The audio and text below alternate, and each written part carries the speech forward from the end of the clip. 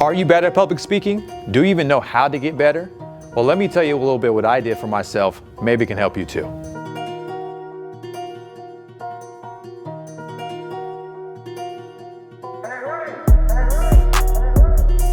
Well, welcome back, Preneurs. I'm excited about this conversation with you because this is a conversation I think could take anyone to the next level if they are interested or even not interested in public speaking. Little fun fact for you. Either you're a part of the 73% over here or you're a part of this 27%. So what does that really mean?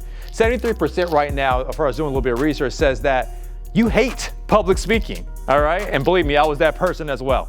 Or maybe you're part of this 27% that says, I love public speaking, I'm already speaking, but you would like to get better. I'm gonna be sharing 5 points with you that can literally help anyone elevate themselves if they stand in front of a camera, stand in front of a group, or anything along those lines to be able to feel confident in what they're talking about when it comes to public speaking. But before we get into it, let me tell you a little bit about the problems I had. The problems I had was right here. I stuttered, man. You probably catch a little bit when I was speaking, like, I used to do that all the time when I was in front of people. And if 2 or more people were in front of me, I'm stuttering. Literally, that was a major issue for me. Another big problem for me is that if I'm standing in front of someone, I used to go through sweating.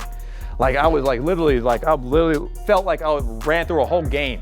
Like I played a whole basketball game. Like I ran like 5 miles. I literally would start sweating.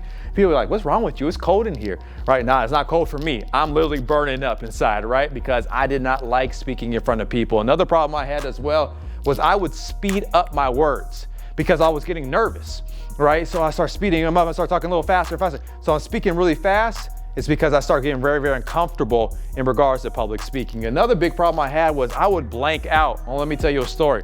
I remember I was speaking, I was doing this conversation in regards to an intro. I was supposed to edify this big name mentor that was coming in. And I'm so excited about this person now I'm about to edify. I mean, I was practicing, I was doing all these different things. And literally when I was about to bring this person up, I blanked. I forgot who the person even was. Not that I didn't know them, but I literally got nervous because all the people and blanked out. Like it was just like, okay, who's coming here? Who's here? It was so uncomfortable. It was so awkward, right? But I went through that.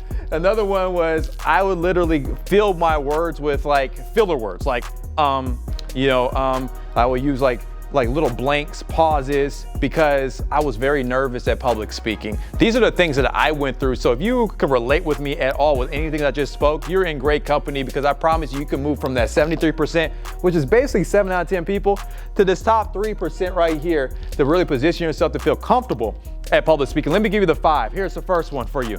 The first one is memorize, okay, your intro, which is your introduction, how you actually want to start your conversation, and how you really want to close it. When you know how you want to intro and how you want to close it, you feel more confident in the middle part of what you're doing, okay? Next is number 2, which is eliminate anything that doesn't have a clear support of your purpose. So there's sometimes we add a lot of different things. We call it like cut the fat in your conversation, be more direct, be intentional, give stories, things on those lines, but be very clear on what you're talking about. Like, what am I talking about here? If I'm talking about how to be a leader, I'm not going to talk about anything else that doesn't have to do with what? Being a leader. Okay, so I'm not going to confuse my audience with other conversations that does not make sense with my purpose or my topic at all. So that's number 2. Number 3 is record yourself and practice, and practice some more. All right, what did Alan Iverson say? He says, what, we're going to practice? Yes, Alan, we are practicing, right? And so we want to position yourself to what? Feel confidence, because you only get confidence when you practice something, right? And so if you keep working at it, your confidence will increase. When you stand on stage, it's just something that you've already done. It's not the first time you do it. Now, if you go and just wing a conversation publicly, then of course, that may be some problems, right? Because you're not used to what you're talking about. But if you practice, look at the mirror, see how your face looks, record yourself, you see how the inflection of your voice changes, your practice on your words, the emphasis of points that you want, you will feel more confident on getting on stage or in front of a camera or in front of a group and being able to make sure that you explain what you want to explain effectively. That's number 3. Number 4 for you is don't drown your audience with so much data. Like, you don't want to start pulling out the whole research book on somebody when it comes to a topic. Why? Because you're going to lose a lot of people.